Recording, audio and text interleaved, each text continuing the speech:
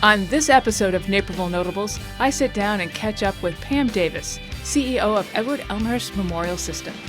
Davis spent the last 25 years on the job helping grow the hospital and the Naperville community.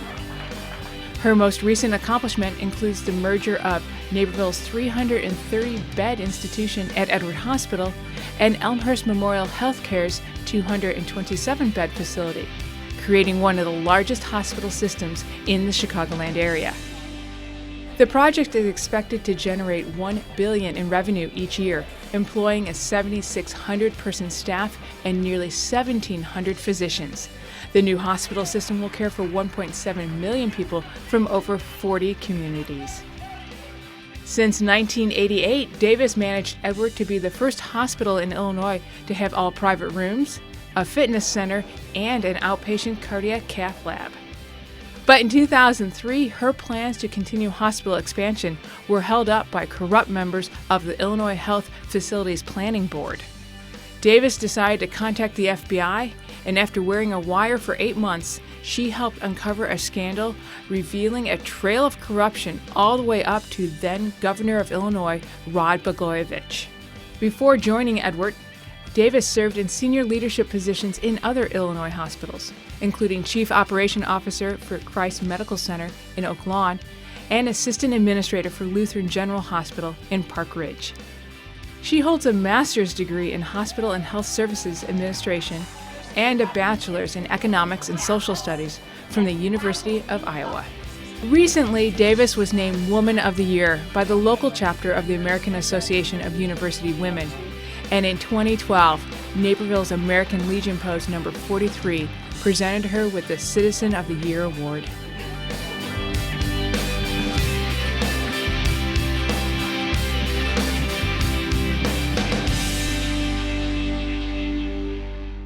Coming out of the 80s and into the 90s where women leaders were really emerging, but we were working harder and differently than we work now. Tell me a little bit about being a woman leader in the 80s and coming into that. Was it a goal for you to be a leader? I was exposed to working females from the very earliest age. Both my mom and dad were physicians, and they both worked all through my childhood. So I never thought it was unusual for a woman to be a professional working female. So it never occurred to me that I would not become a CEO. I knew very early that I wanted to work in the healthcare field because they were physicians. And I used to actually make rounds with them at Delner Hospital and Geneva Community Hospital. I mean, that was at a time when, can you even imagine somebody bringing a child into the hospital now and making rounds with their parents? But I did, and I was exposed really probably I was 8 or 9 years old. And what I liked was not the patients as much as I liked watching how things worked. How were they bringing clean sheets into the rooms? How did they get the food? Who determined where people were supposed to be working? I liked trying to figure out how things were organized. And so when I was in high school, West Chicago High School, my biology teacher was asking all of the students, what do you want to be? What career do you want to be? And I said, I'm going to run a hospital. I'm going to be a hospital CEO. And his name was Joe Dichtel. And so when I started here at Edward in 1988, honestly, the first call I got was from Joe Dichtel, my old biology teacher, who was a Naperville resident, which I never knew. And he called and he said, you told me you were going to be a hospital CEO, and I want to say congratulations. How neat is that? It was just incredible. It was so nice. And it helps to have mom and dad be good role models and show you leadership.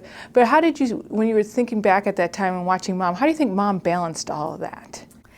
She was definitely an anomaly. And at the time, she would hire nannies when nobody ever even knew what a nanny was.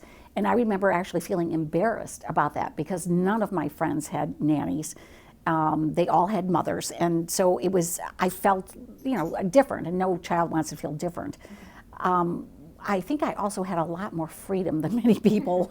As a plus, mom's not around? She wasn't around, and so I was independent at a pretty young age, and I certainly didn't get into trouble, but I felt I had a lot of freedom, which I always and still enjoy that.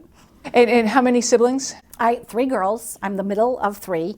However, I was always the bossy one. When my parents would leave, when we were old enough not to have to have a sitter anymore, I would always be the one in charge. My poor older sister was such a good sport. She would listen to me. She now doesn't recall it as fondly as I do, but we're still, all three are very, very close. That's neat. Yeah. It's nice. I think you appreciate your siblings, certainly as you grow up. Absolutely. They are my closest friends still.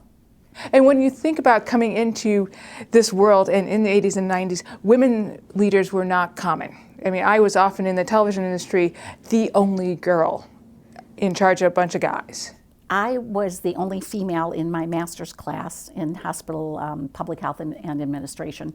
And while I had many, many friends in the class, a number of the men said to me, "You're taking a spot and you will never work in healthcare." And I'm very, very competitive. So after I was CEO for a number of years, I went back and checked, and I was the only CEO out of my all-male classmates. Now, I didn't know where they were all at, so I didn't get to call them and say, "I told you I was going to be working." But it's changing now for women, which I think is good. Oh, it's absolutely changing. Hospitals are predominantly made up by female workers. And now more than 50% of the individuals enrolled in master's program in healthcare are female. So there's huge change. There still is a disparity in how much women make compared to how much men make, though that gap is certainly closing. And when you think about your leadership style, because even though Mom was a great role model, Mom and Dad, we all have to develop our own leadership style. How would you characterize your leadership style? I like people who are self-motivated, so I try and find very smart people who are motivated, who have a sense of fun and can get things done, and then really try and remove barriers. And I think what you get with that then is a number of people who are really wanting to make a difference, wanting to do the right thing. And you can accomplish so much more if you have 20, 30, 40 of those people rather than just having one person trying to direct everything that happens. So I would say I'm very informal. I don't want to control things. I want good people to make good decisions. And how did you come up with that style? Did you experience that yourself, or did you experience the absolute opposite and say, "Hey, no way, I'm not doing that"? I experienced the absolute opposite. I had some excellent male bosses and some others who gave me an assignment and then told me how to do it. I hated that. Give me the assignment and I will get this done. And if I ever get into problems along the way, I will come and ask for direction. But I did not want to direct people how to do things if in fact they could get it done and there were no casualties along the way. So, and what's happened is we have phenomenal, talented leaders here, and we've had very low turnover because these individuals want the same thing I wanted, to be able to make a difference and to do it in a way that suits you as well as the organization. Well, and it's a time of teams and collaboration. I mean, that's what's making everything go right now.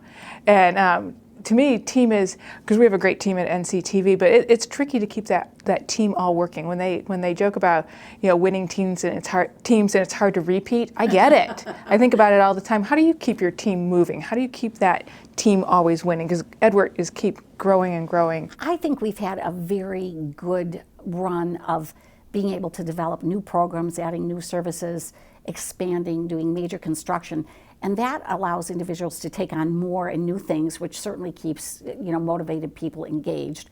So just the environment was very, very, very helpful in that. And now with the merger with Elmhurst, there's also wonderful new opportunities for people, not only just at Edward, but at Elmhurst too. And so we're reinventing the way in which we are developing and doing things. And it's sort of been this combination of really expansion, developing new programs, and now the new merger activity that has kept people really engaged. And we're going to talk about that when we chat a little bit about the growth of Edward.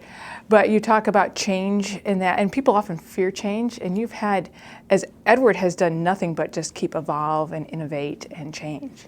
I am a risk taker, now not wild and crazy, but I am a calculated risk taker.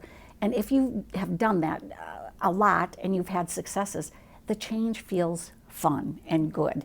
And certainly we've all made missteps. I have made many.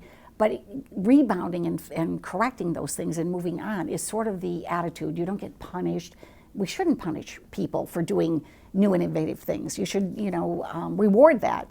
And so I think change has actually been something that's really fairly routine in our organization.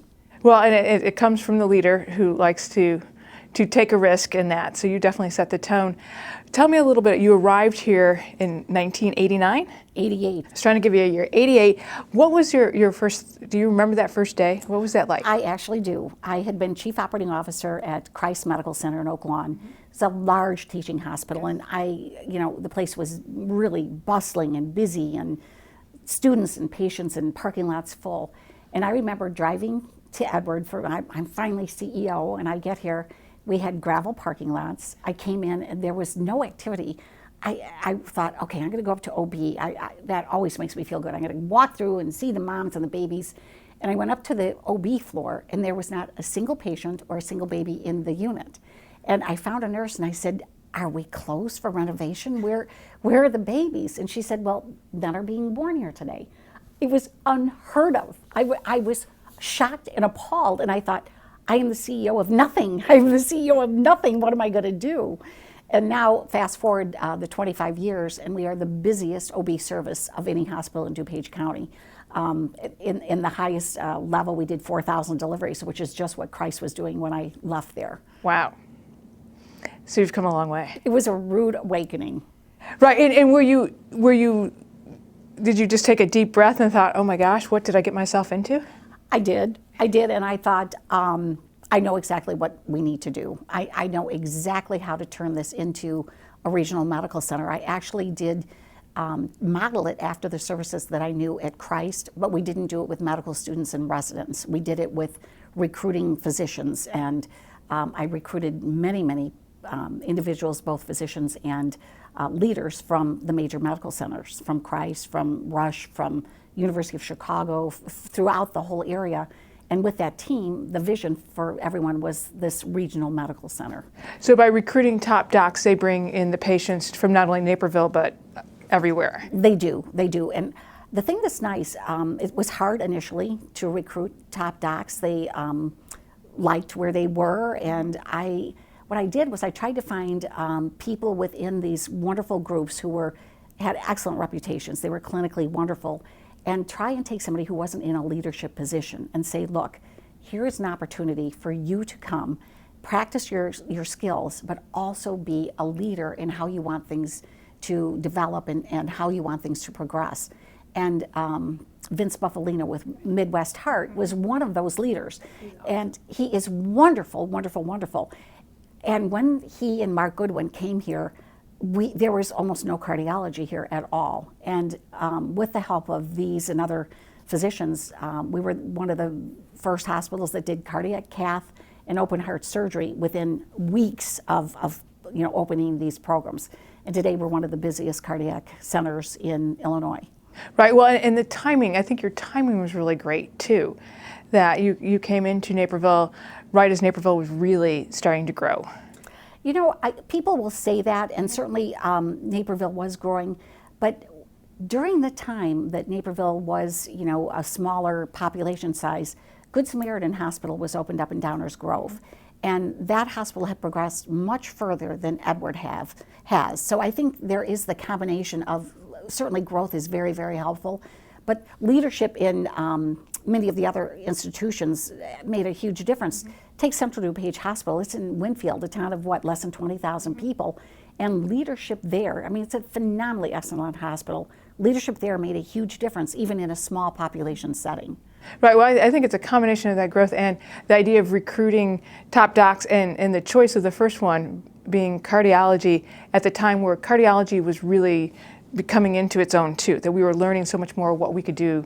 Absolutely. Many advances were occurring then with interventions that would make a big difference. Right, and needing a place to be able to do them quickly. Yes, time, as the physicians say, is muscle, and so you need to get to the hospital, have an intervention before you do too much damage to, long-term and permanent damage to the heart muscle. Yeah, no, so I think your timing was great for so many things, and it helps, timing, whether it be location, you need a little luck. Yes, you do, and luck plays a huge role. It does, and And that doesn't diminish me in any way. No, not at all. Yeah, it's. I was reading some articles about you, and they all called you a great strategist. I am good at that. And that you enjoy it, and I can see that in you, the way you process and you think. I do like that, and I think that when I deal with other people and they're developing skills, that's one that I say is critically important, is to try and figure out what is going to happen in the next 5 years. It's fun to me. I mean, it takes a lot of reading, which I like. It takes looking at other systems, throughout the world. But I like the strategy piece. I really do. When you look at your folks, do you think one of them had that more than the other, or what do you? I think strategy is a little bit in you, and then it's developed. I agree. You have to have some innate forward thinking ability.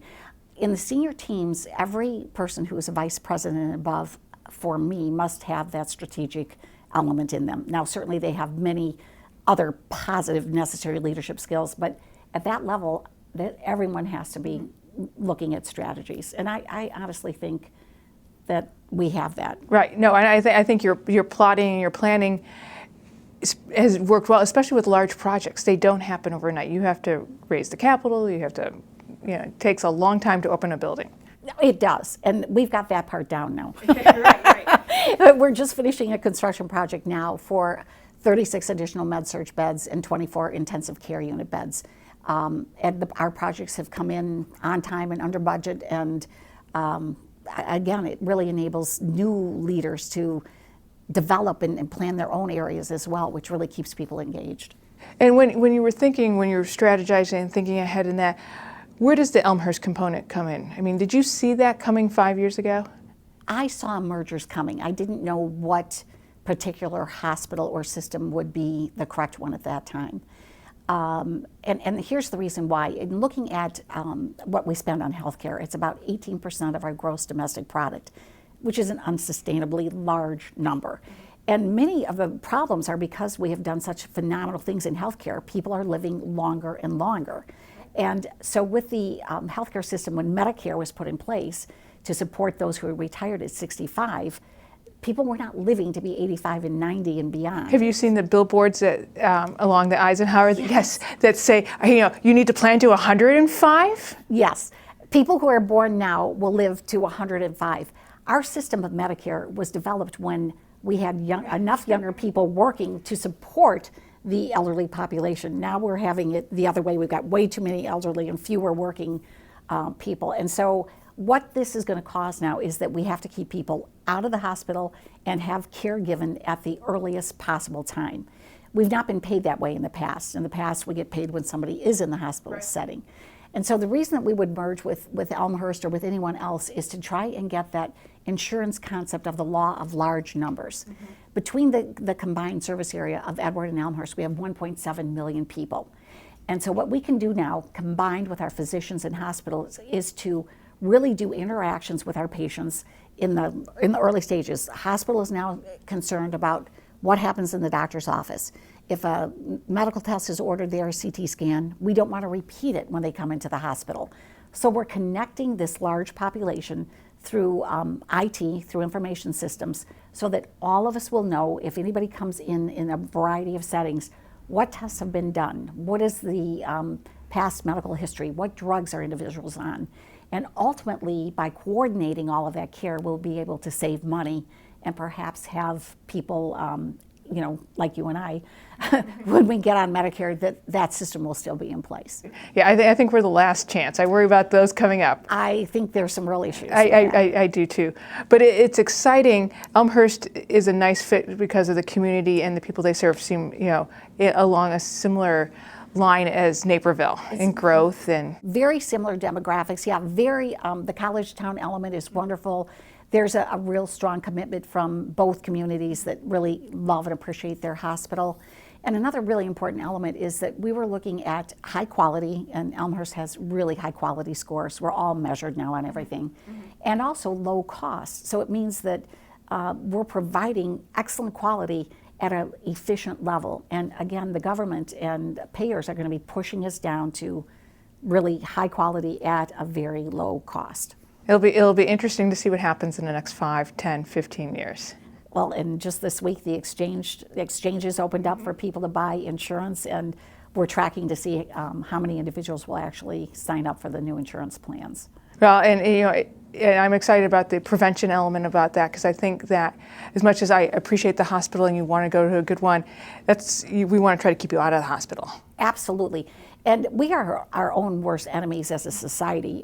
Many of the issues that end up being medical are things that we do to ourselves. Lack of exercise, smoking, not wearing safety belts, the obesity epidemic, not managing your diabetes. Many of those things are blamed on the healthcare system, when really we have to sort of take a look at our societal norms and what is our individual responsibility. Right. Well, that's exciting with the Edward Fitness Center, and that it's a nice community gift, if you would, from you guys to be able to come and enjoy that with a membership, great pools. That was one of the first things that happened in '88. Mm-hmm. It was planned before I was hired, but I got the good fortune to be able to open that up. And we do give free memberships to all of our employees, encouraging them to really be responsible for their health. And it's really one of the wonderful elements about working here. Well, and I know a lot of your cardiac patients, get out and they're told to and they all go to the Edward Fitness Center, because that's a connection, they feel good, and that's their re-entry into that world. Absolutely. And that's a great connection. It's been very, very, very good for us and for our patients. With this growth that you had in the last 25 years, you played an important role, and we're gonna talk about the Plainfield Hospital and your FBI experience a little bit. Well, and I want you to tell me a little bit what happened so that we can set it up. But then I want to figure out what you were thinking during that time period. In Illinois, there's something called Certificate of Need, and the concept is that you have an impartial board that's appointed by the governor to review hospital projects. Now, my personal belief, and I've been very vocal about this, is that I don't know that an impartial board of people who are not educated in healthcare really will make a difference in helping us make better decisions. We have a hospital board of highly educated individuals who have to approve our major plans. So our board, looking at information that was provided by us, administration, looking at the demographics, looking at the growth population, where we needed to have access for emergency services, determined that Plainfield was the spot to put a new hospital. And so I went in front of this board to convince them to try and get approval, and received really very negative, even personal attacks. And I got a phone call at home one evening from Bear Stearns, actually, an investment advisor. Mm-hmm. And what I was told was, you better pull your project. You're never going to get this approved. You need to pull your project until we can begin working with you. And I thought, well, that's ridiculous. I'm not pulling my project until they can begin working with me. But certainly I'm not naive. I've had many people pitch their businesses and saying, if you hire us, we'll make sure we can get things done. But nothing that ever felt just that heavy-handed and really ridiculous. So I ignored the call and then went to a follow-up meeting at the CON board and was shot down. I didn't get a single vote. The questions I was asked really had no bearing on the project, and it was almost embarrassing. And at the end of it, an individual came up and gave me his business card, said, "We told you to pull that project. Now give me a call." And so it was really an outrageous situation.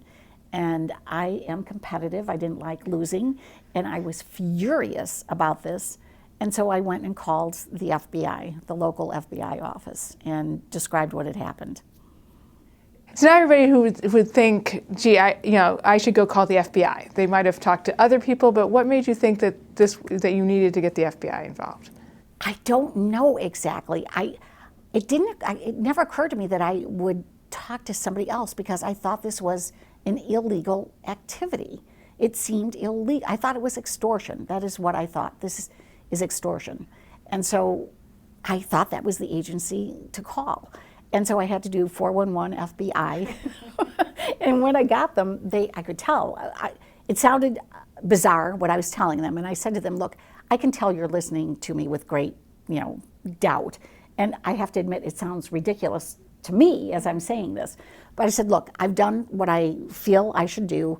And now I have a sense of relief. If you do something with it, fine, but I've done what I needed to do. So the more I started backing off, I think the less crazy they thought I sounded. And they said, you know what, we're going to call you back. And so I thought, right, sure, they're going to call me back. But in fact, they did. Now, my hunch is that they must have Googled or found out. Right. Verified your story. Yeah, does she really work there? I mean, what? And so I did get a call back, and that day, or you know what? I think it was a couple of days. It was pretty quick.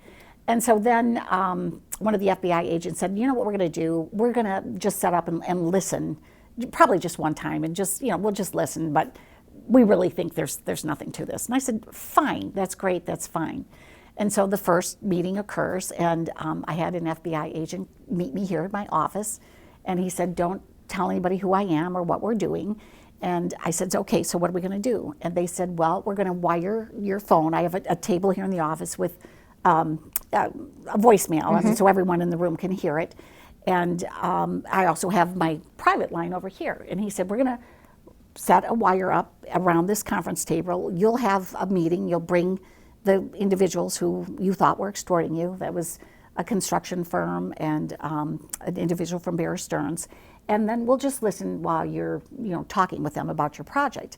And if anything, you know, we hear anything that sounds unusual, we'll call you on your private line, and then you answer that, and we'll give you direction from there. So I said, okay, we'll do that. And then there were 3 FBI agents in a van in our parking lot listening to the conversation. So I invited the individuals to my office, and we sat over where we were supposed to, and we start the conversation about, I go, you know, what happened with my project, and how are you involved with this? And pretty early on, they said, you're not going to ever get this approved unless we get to do the financing, the hospital financing through Bear Stearns, and you use this individual for the construction of the hospital. And I said, well, tell me your experience and background in constructing hospitals. And there was absolutely none. They had never done any healthcare work or any construction. And I said, well, it would be absolutely absurd for me to hire you. And they said, well, then it will be absolutely absurd. You'll never get your project approved. So my private line rings, and I go over and I answer it. Hello, and it is the FBI agent, and he goes, get them out of your office, and hangs up the phone. And I'm thinking, wow, that was nice instruction. Okay. Hoping for a little bit more, huh? Yeah, and so I come back to the conference table, and I do, oh my God, I am so sorry you guys have driven here all over this way, and you know, I'm really intrigued by, you know, how we would be working together, but I have a family emergency and I have got to close. And I'm thinking, here's this female, you know, statement, you know, oh, I have to go home, somebody's hurt or whatever.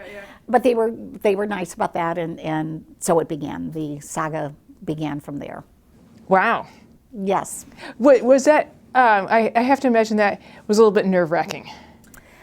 I thought, if I don't stand up and work cooperatively to really do the right thing, who was in a better position to do so? I really reflected that I had the demeanor that I could do this. I am calm under stress, and I didn't feel I was going to lose my job.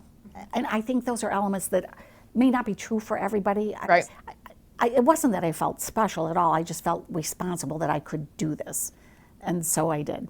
That's great. I think you put it right, that you felt you had the ability to do it. Yes. And yeah, I think the job security, which is often, you know. Often, yeah. It's a huge responsibility for people if you absolutely have to be able to support your family. It's your first responsibility. And certainly I need to support myself and my family, but I knew that I was in a position that I should do it. So what happened next? Well, then the odyssey continued for about 8 months, and I would wear wires on and off throughout the 8 months. Sometimes I was wired at home, sometimes in my car, sometimes here at work, sometimes at restaurants, sometimes at the shopping mall. And it actually takes a lot of organizational skills from the FBI to set up all of these things. And you'll spend hours getting something set up, and then I'll make the phone call, and that individual wouldn't be there that day. And so all of that pre-work was a waste of time. So the thing for me that was frustrating was I wanted these people to be caught, but I also wanted to get my job done. Right. And so I was doing a lot of, it just seemed like a lot of work that sometimes, you know, it just It just wasn't going to connect that day.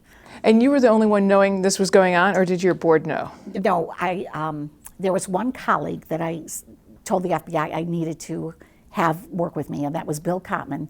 And I really needed him because he would be the individual that would work with me on the construction contracts. And I said it would be very unusual for me as the CEO to be doing a negotiation without the individual who is an expert in that area. And so it was Bill Kottman and I, and he would be at many meetings with me, so we would go together. That certainly gave me a sense of comfort. I could joke with him, later. It was somebody I could confide in. After this was going on, though, for months and months, and we were not getting the Plainfield Hospital approved, I thought, okay, maybe my job isn't going to be so secure because I'm not getting my job done. And so I actually went to the FBI and said, I need to tell the chairman of the board. And they said, well, you have to get a court order to do that. I had to get a court order in order to divulge this. And so at that time, I went to see a judge, got a court order, and told the chairman of the board, who, again, you can imagine this conversation. Yes. I could not believe it. Said, this is a joke, right? And I said, oh, how I wish it were. But hugely supportive, hugely supportive. Yeah, well, I would think they would be. I mean, it's something you want your employees to be able to stand up and have that integrity, and here it was. And you know what? I think the employees, once it all was known and came out, I think they were proud and felt good. I think they really did, and that also really helps with the culture for people to know, yes, we should speak up, and we do have programs where we want our employees to speak up and make the place a better place and the world a better place to live. Right, and sometimes you have to make the hard decision on, the right thing to do. Exactly. Yeah, no, I think I can say that the whole community is pretty proud of you for that. That's really nice. That's really true. So when this is all done, how do you feel about the FBI now? I mean, you called them up, got their number from 411. We've all seen them on TV, and you imagine it's a whole different perspective. Do you know what? They are tough. They are tough. I would try and understand, where we were going or who we were trying to get on wiretaps, and they would not tell me much, and so. But I was, basically doing all this work. And so we would always have these push-pull. I go, look, I'm not going to do that unless I understand what we're doing. And so, and they go, look, nobody really talks to us that way. And I said, look, nobody really talks to me this way either. And so we developed, I think, a very solid relationship. They were really trying to do their job appropriately. I was really trying to help them, but we would have disagreements, which was really pretty funny. Right. Well, it's much more involved than I think anybody knows, and so I could see. I bet you would be a good FBI agent. I could see. Do you know what? Something is funny is I got a phone call from the head of the what is it called? U.S. Attorney's Office. And he called to thank me after it was done. And I said, "Do you call everyone who works with you?" And he goes, "Oh, no, we don't call everyone." And I go, "Why did you call me?" He said, "Well, you worked with us longer than almost anybody." And I said, "Well, I didn't know I could quit." And he goes, "Oh, it's not that people quit. It's that they are so bad at it that we have to tell them, thank you very much, but we're really not getting anywhere here." So I thought, oh, this is interesting. I was actually good at this. Well, another possible job avenue if you decide to get out of healthcare. Absolutely. That CIA, I think you could do either one. Absolutely, second career for me. Yeah, there you go. Yeah, there you go. So that goes all past you now, and you're looking towards the future. What did your family think about that? They didn't know either until all this was revealed. I ultimately did tell my children. When the home phone line was being tapped, it was not fair for them to be, who knows what they, I don't want people to be innocently taped and have it played in court. So they were worried at the time. They were very worried, but ultimately very, very proud, really supportive and proud.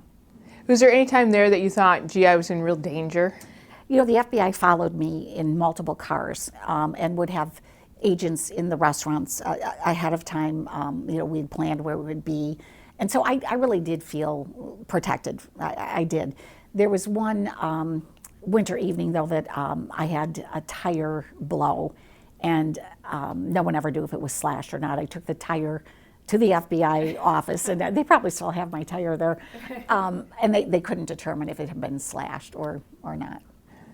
Do you think that the people that you were working against, do you think they picked up that you were onto them? They thought I was could not make a decision, and the tapes were all played in court, and they were certainly not. They were very awful things they said about me. That I didn't do what, I mean, I'm not even going to repeat. They were very vulgar things. So I think they did not know that I was not making the decision on purpose. Right. That I was, listening to them convince me who they were talking to, and then what they didn't know was the FBI was following their wiretaps all the way up through ultimately the governor. Amazing. I did start suspecting it was going pretty high. Wow, that wasn't in the job description. No, but it's actually a very interesting episode for me. Right, yeah, something that when you write those memoirs, exactly, include in that. There were some, very, very many interesting lessons in there. Yes, but overall it worked out really well. It did. A good lesson that we all need to kind of step up. Everybody has to be a good citizen. Everyone really, society doesn't work if we don't have good people, just good citizens. And I imagine, as you said, you were like, I'm not getting my other job because you were working for the FBI, basically. How do you keep that life balance for yourself? This is a big job. And then you add the FBI job on top of it, and so it's a really big job. It is a big job, but I like to work. I really find it invigorating. I do like to work. I sort of have two speeds. I'm on, and when I'm on, I'm full of energy. If I'm off, I can really, really be off. I mean, if I go to the beach, man, I can just stay there forever and not feel anxious. But when I'm at work, I get really energized by it. Do you carry it home with you? Are you one of these people? I oftentimes, I have the notepad by my bed because I get an idea and I've got to go write it down, or I think about it in the shower. I have paper and pen by my bed, and I do write ideas down. And when I get up in the morning and look at them, I'm like, what the heck was this? What the heck? That was such a great idea last night, and I have no idea what I was really thinking. But it does let me. I write it down, and then I go to sleep. But yeah, I definitely think about work. But certainly it doesn't get in the way of. I enjoy life. I have friends. I've got kids and grandkids, and I certainly do try and balance. Well, and that's, I think, one of the struggles with women leadership, especially coming out of the 80s, where we had this idea that, we need to have it all and we have to manage it all, career, family, children, and but you're a good example of that working. Do you know what? I think when I was going through it with young children, it was exceedingly difficult. At the time when I had kids. Tell me how many you have. Well, three. I have three. Yeah. A daughter, a son, and a daughter. And it was very hard balancing it all, even though I had a husband who was very, very egalitarian, but he was a medical malpractice attorney, and both of us had to be at work. If a child was sick, it was a major issue, and so we had to have all these fallback systems. It required a huge amount of juggling and energy. I do think the resources are a little bit better now. Certainly women are much more supportive of each other. I think the workplace has also gotten more flexible. So I do think things are a little easier now. Now, sadly for me, I don't have children at home anymore. So now when that balance would have made a big difference, it didn't for me. But the one thing that makes me feel really, really good is that I can pass those things on to other people that hopefully will make a real difference in their work-life balance. Right. Well, and I think that has really changed. When I think about the 80s, and now I'm looking at my young leadership, and I teach at the college and I watch them, and it's real important for a life balance where that just wasn't what was important what we were told was important growing up. We see that with our physicians now too. Many of the physicians coming out of medical school are not the same type of fiercely independent people that we had. They want to be employed, they want to have regular hours, they want to know what weekends they'll be off. It's a very, very different mindset. And we'll see if their lives end up better or just the same as all of us have. Right. And we'll see how the two groups intersect, trying to balance these two different viewpoints that are just very different. Very different. Well, and you see more as you said, women are supporting women, and you also see that society is supporting the idea of the whole family. I really do think the balance is much better. I really do. I think with the economy as uncertain as it is, almost all families now have two people working. Mm-hmm. And so that, as that becomes a necessity, I think there is more support than that everyone gives to each other. Hopefully that will make life easier for people. How important is a sense of humor for you? People tell me you have a wicked sense of humor. It can be wicked too. For me, it has made my life so much more enjoyable to take some things lightheartedly, especially ourselves. Healthcare is a serious, serious business, and certainly we have very important, necessary things that we need to do. But a sense of humor can diffuse very difficult situations. And now there's even some research saying that laughter in the workplace is one of the most positive things that you can do. And again, when I was coming up through the ranks, it was the time when we all had to wear navy blue suits and you could only wear white pearls and nobody could ever laugh. It was just unprofessional. And I thought, you know what, if I ever get to be in charge of something, I'm going to try and see if my way could possibly work. And certainly it wouldn't work for, many places, but it does work here. And I love to laugh whenever possible. But I think I think it helps. I mean, I think healthcare has just found itself needing to be softer and kinder. From the animals, the dog therapy here, which is, everybody's favorite thing. It is. To, your beautiful, wood, and everything feels a little bit more like a hotel than a hospital. So I think we're all getting a little softer. I do too. And I think that's happening throughout almost all businesses now. I really do.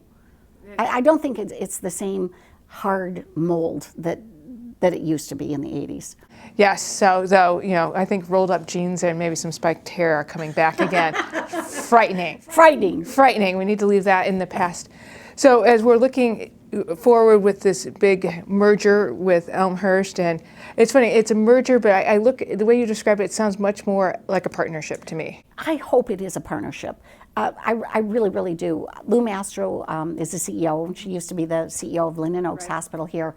So that's already a partnership. I mean, we have common, goals. We have her philosophy and work patterns are very similar to what was at Elmhurst and what is here at Edwards. So I hope it is a partnership. I really do. I think, and maybe that's the new word, which I think it is the new word, and I think it's a little bit the idea of partnerships is the new way of doing business, the idea of not repeating services. Yeah, well, yes, and a partnership meaning, you don't have to do everything one way. You can, take the best from both and try and learn and develop and have the best of breed, much more collaborative. Right, or the idea of partnering with somebody that does something really well so you don't have to do it. To do the same thing, right, yes. Right. And save money and resources. And just make staff breathe a little easier because you've got a partner in some other area of expertise. Exactly.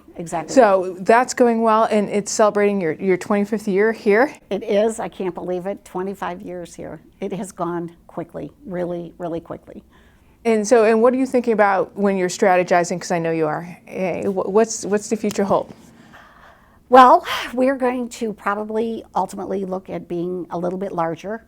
Certainly, I don't want to lose that wonderful sense of community and doing the right thing here for all of our patients, and Elmhurst feels exactly the same way. But again, to really be prepared for the declining reimbursement and the big health and wellness move, we probably will still need to grow our population base at least by one more hospital. Wow, that's exciting. It is. Very exciting. And tell me a little bit about what you want to do now. I mean, it's 25 years here. But you know what? Now with this merger and with the changing landscape, I feel like I love trying to figure out what we need to do now for this next major iteration in healthcare. I'm so re-engaged with how are we going to, determine the path and how are we going to execute getting there and how do we grow and how do we pick the next partner. I love that piece. And then I will retire and leave it in the hands of many, many other wonderful wonderful administrators. So you got one more big piece to play. I do. That's exciting, and I think that's smart, and I can see the excitement in your eyes when you talk about it. So I know the brain is already working. It is, and it's fun. How has Naperville helped you throughout this Edward growth period? I love the residents of Naperville and the surrounding area. When I was going through this fight for the Plainfield Hospital, I had busloads, and I mean really school busloads, of leaders from Naperville who spent the day, took time off their jobs, and went downtown to Chicago to be there for these hearings and to show the support of how much the community wanted the right thing for Plainfield and for Edward Hospital. Busloads. Now you can imagine the just terrible humiliation when they would all be there in the audience and I wouldn't get a single vote on this project. I'd have to get back in the buses with these individuals and try and maintain some sense of, oh my God, you all came down to help me and I didn't get a single vote. It was horrific. Yeah. But these leaders have been incredibly wonderful to me, incredibly supportive, and I think truly celebrating in the successes and not feeling really happy that they can bring their family members and friends to the hospital. They have been wonderful.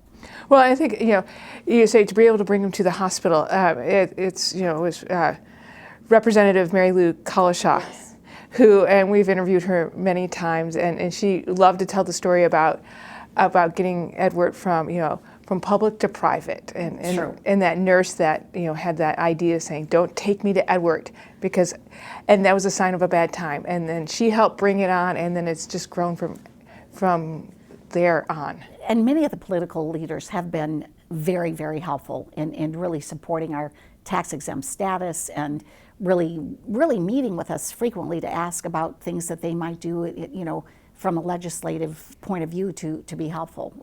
Excellent support. Well, I think Mary Lou really represented her group well. That the citizens of Naperville were telling her, we needed a hospital. She did. She was one of my early supporters and friends here. Yeah. She definitely was. Everybody, when she would speak, you would listen. Yes. She was dogmatic. Absolutely. She really stuck to her. I loved it. She'd clear her throat and everybody's go, okay. Okay, she's going to talk. Exactly, right, and we all be quiet and let her, let her go. But I think that was a real turning point, and that the community really engaged with the vision that the board had and the leader they had within you. So. Well, thank you very much.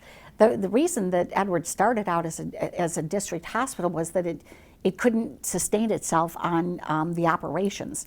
And so the district at that time allowed a taxing body similar to what the schools did.